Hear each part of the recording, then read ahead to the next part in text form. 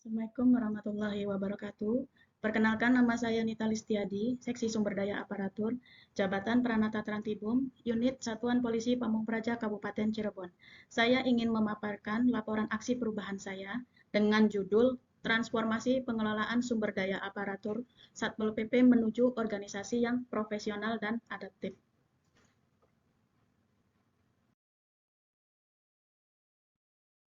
Latar belakang, berdasarkan Undang-Undang Nomor 20 Tahun 2023 tentang Aparatur Sipil Negara, Pasal 1 Ayat 4 menyebutkan bahwa pegawai pemerintah dengan perjanjian kerja yang selanjutnya disingkat P3K adalah warga negara Indonesia yang memenuhi syarat tertentu, diangkat berdasarkan perjanjian kerja untuk jangka waktu tertentu dalam rangka melaksanakan tugas pemerintah dan menduduki jabatan pemerintah.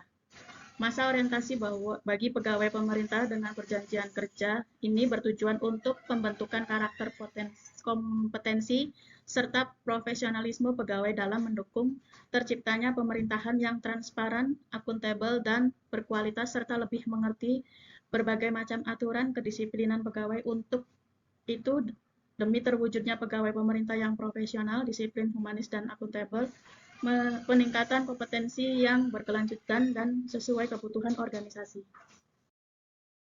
Maksud dan tujuan. 1. Membekali peserta ASN P3K dengan diberikan pengetahuan terkait visi dan misi, tantangan, peluang, dan kebijakan serta capaian pembangunan.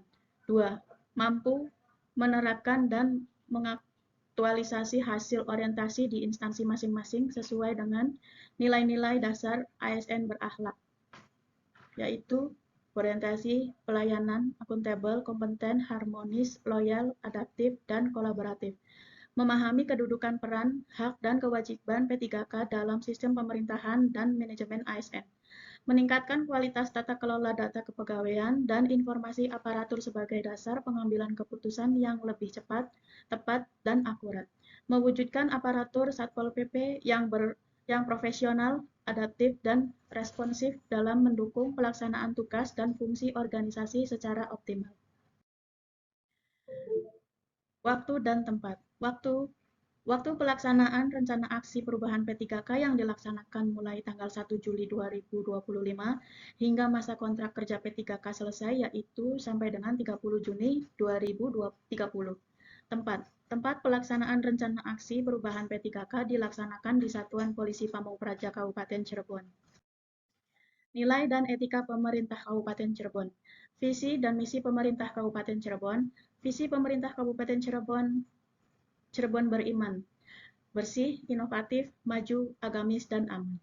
Misi pemerintah Kabupaten Cirebon. 1. Bersih, mewujudkan tata kelola pemerintahan yang bersih, melayani, akuntabel, dan profesional. 2. Inovatif, menciptakan ekosistem inovatif di pemerintahan dan masyarakat. 3. Maju, menciptakan masyarakat modern yang tidak meninggalkan jati diri, adat, dan budaya. 4. Agamis, menguatkan toleransi antar umat beragama sesuai dengan keyakinan dan pemeluknya. 5. Aman, menciptakan lingkungan yang aman dan nyaman. Susunan struktur organisasi dan tata kerja pemerintah Kabupaten Cirebon. Visi, misi, tujuan, sasaran, dan strategi RPJMD periode 2025 sampai 2030 Pemerintah Kabupaten Cirebon. Tujuan, misi 5, menciptakan lingkungan yang asri, aman, dan nyaman, mewujudkan lingkungan aman, nyaman, dan berkelanjutan. Sasaran, meningkatnya ketertiban umum dan ketentraman masyarakat. Strategi, meningkatkan kapasitas kelembagaan daerah melalui pelatihan, respon cepat, sistem pelaporan aduan publik, dan reformasi SOP pelayanan berbasis adaptasi tersebut terhadap isu sosial, keamanan, dan lingkungan. Mengembangkan program penyuluhan hukum dan ketertiban di tingkat desa atau kelurahan melalui kolaborasi dengan Satpol PP, kepolisian, dan tokoh masyarakat secara berkelanjutan. Rencana Strategi Satuan Polisi Pamung Praja Kabupaten Cirebon tahun 2025 sampai 2029. Berdasarkan pembangunan daerah Kabupaten Cirebon tahun 2025 sampai 2029, tujuan dan sasaran jangka menengah perangkat daerah ke depan sebagai berikut. Tujuan, meningkatkan ketertiban umum dan ketentraman masyarakat, meningkatkan akuntabilitas tata kelola pemerintahan. Sasaran, meningkatnya ketertiban umum dan ketentraman masyarakat, meningkatnya akuntabilitas kinerja perangkat daerah.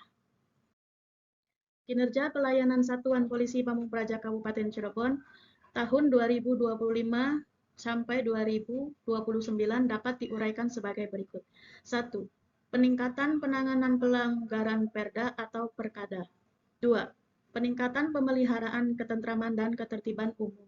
3. Peningkatan pengawasan dan pembinaan masyarakat pelaku usaha tentang peraturan daerah dan peraturan kepala daerah. 4. Peningkatan keterampilan Satuan Perlindungan Masyarakat Desa dalam penanggulangan bencana, Siskam Swakarasa, dan penanganan ketentraman dan ketertiban umum. 5. Peningkatan keterampilan sumber daya aparatur Satuan Polisi Pamung Praja Kabupaten Cirebon. Berdasarkan uraian kinerja pelayanan Satuan Polisi Pamung Praja Kabupaten Cirebon tahun 2025 sampai 2029, isu transformasi pengelolaan sumber daya aparatur Satpol PP menuju profesional dan adaptif sangat relevan dan mendukung poin kelima, yaitu peningkatan keterampilan sumber daya aparatur Satuan Polisi Pamung Praja Kabupaten Cirebon.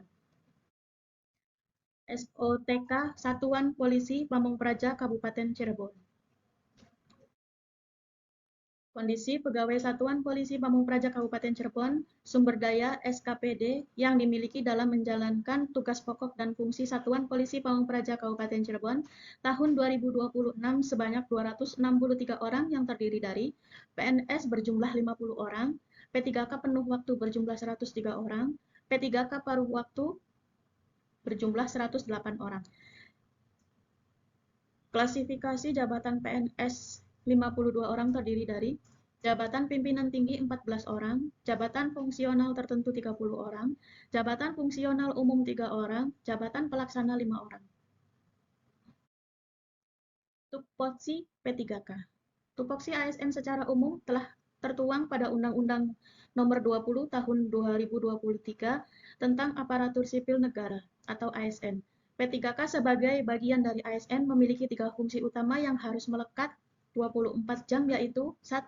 Pelaksanaan kebijakan publik, melaksanakan kebijakan publik yang dibuat oleh pejabat pembina kepegawaian sesuai dengan ketentuan peraturan perundang-undangan, yang artinya P3K harus patuh pada regulasi dan tidak boleh bertentangan dengan kebijakan negara. 2. Pelayanan publik. Memberikan pelayanan publik yang profesional dan berkualitas, yang artinya fokus utama adalah kepuasan masyarakat. 3. Perekat dan pemersatu bangsa. Mempererat persatuan dan kesatuan Negara Kesatuan Republik Indonesia, yang artinya ASN harus menjadi teladan dalam menjaga kerukunan dan tidak boleh terlibat dalam politik praktis atau memecah belah. Tupoksi unit seksi sumber daya aparatur bidang perlindungan masyarakat dan sumber daya aparatur pada Satuan Polisi Pamung Praja Kabupaten Cirebon mengacu pada Perbup Cirebon nomor 136 tahun 2023 tentang kedudukan, susunan organisasi, tugas dan fungsi, serta tata kerja Satuan Polisi Pamung Praja mempunyai tugas antara lain 1. Pelaksanaan analisa kebutuhan pengembangan kapasitas dan kompetensi Polisi Pamung Praja. 2. Penyusunan prioritas kegiatan terkait pengembangan kapasitas dan kompetensi Polisi Pamung Praja sesuai kondisi dan kebutuhan di lapangan. 3. Penyiapan dan penyelenggaraan program pelatihan kesamaptaan dan pelatihan jasmani secara rutin dalam rangka kesiapsiagaan. 4. Penyelenggaraan pelatihan teknis dalam rangka pengembangan kapasitas dan kompetensi Polisi Pamung Praja antara lain dalam bentuk bimbingan teknis, workshop, seminar, dan pelatihan. Rencana hasil kerja P3K. Identifikasi isu. 1. Belum optimalnya integrasi dalam kepegawaian. 2. Perencanaan pengembangan SDM belum berbasis data. 3. Monitoring dan evaluasi pengelolaan SDM belum optimal. 4. Kesiapan organisasi dalam menghadapi perubahan lingkungan strategis. Isu yang diangkat. 1. Berhubungan langsung dengan tugas dan fungsi seksi sumber daya aparatur. 2. Mendukung sasaran Renstra Satpol PP Kabupaten Cirebon tahun 2025 sampai tahun 2029, yaitu peningkatan keterampilan sumber daya aparatur Satuan Polisi Pamung Praja Kabupaten Cirebon. 3. Belum maksimalnya pemanfaatan teknologi informasi dalam mendukung pengelolaan sumber SDM. 4. Belum mampu menjawab kebutuhan organisasi secara cepat dan tepat. Rencana hasil kerja P3K. Gagasan yang diangkat. 1. Penguatan sistem pengelolaan SDM aparatur melalui integrasi data kepegawaian. 2. Perencanaan pengembangan SDM berbasis kebutuhan. 3. Monitoring dan evaluasi berbasis kinerja. Matriks rencana hasil kerja P3K selama kontrak. 1. Inventarisasi dan validasi data SDM aparatur. Tujuan kinerja menyediakan data aparatur yang lengkap, akurat, dan mutakhir. Indikator pencapaian 100% data aparatur terinventarisasi dan terverifikasi. Waktu pelaksanaan 2025 sampai 2030. 2. Penyusunan rencana pengembangan SDM. Tujuan kinerja menyusun program pelatihan berbasis kebutuhan jabatan. Indikator pencapaian tersusunnya dokumen rencana pengembangan SDM. Waktu pelaksana 2025 sampai dengan 2030. 3. Pengembangan sistem, monitoring dan evaluasi. Mengukur efektivitas pengembangan SDM secara berkala. Meningkatnya pemanfaatan data monitoring dan evaluasi dalam perencanaan pelatihan 2025 sampai 2030. 4. Melaksanakan sosialisasi perundang-undangan, Perda atau Perkada. Meningkatkan pemahaman dan kepatuhan aparatur serta masyarakat terhadap Perda dan Perkada guna mendukung terciptanya ketentraman dan ketertiban umum. Penurunan pelanggaran Perda di lokasi sasaran 2025 sampai dengan 2030. Kesimpulan, setiap ASN P3K harus dapat mengintegrasikan nilai dan etika ke dalam rencana aksi perubahan sebagai bentuk profesionalisme kinerja berdasarkan pada nilai-nilai dasar ASN. Berakhlak. 2. Transformasi pengelolaan SDM Satpol PP memperkuat kapasitas aparatur melalui pendekatan berbasis kompetensi yang terukur dan terarah. 3. Pengembangan pelatihan berbasis kebutuhan menjadi program diklat lebih efektif, tepat sasaran, dan relevan dengan tugas jabatan. 4. Transformasi ini berdampak pada meningkatnya profesionalisme, disiplin, dan kinerja aparatur Satpol PP dalam melaksanakan tugas. 5. Satpol PP menjadi organisasi yang lebih adaptif terhadap perubahan regulasi, kebutuhan masyarakat, dan tantangan tugas di lapangan. Saran 1.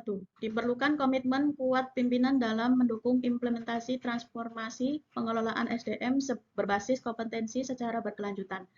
2. Diperlakukan pemutakhiran dalam kompetensi aparatur secara berkala agar informasi yang digunakan tetap valid dan akurat. 3. Sistem monitoring dan evaluasi harus dilaksanakan secara konsisten untuk mengukur efektivitas pengembangan SDM. 4. Transformasi pengelolaan SDM perlu dijaga keberlanjutannya agar menjadi budaya kerja organisasi yang profesional dan adaptif. 5. Perlu adanya sinergi dengan BKPSDM, lembaga diklat, dan instansi terkait dalam pengembangan kompetensi aparatur. Dokumentasi kegiatan yang sudah dilaksanakan pada tahun 2025, yaitu pelatihan kegiatan kesamaptaan Pol PP dengan Brimob Batalion C, pelatihan BIMTEK atau workshop Pol PP dengan Dinas Damkar dan Penyelamatan Kabupaten Cirebon. Sekian penjelasan aksi perubahan dari saya, kurang lebihnya saya mohon maaf. Wassalamualaikum warahmatullahi wabarakatuh.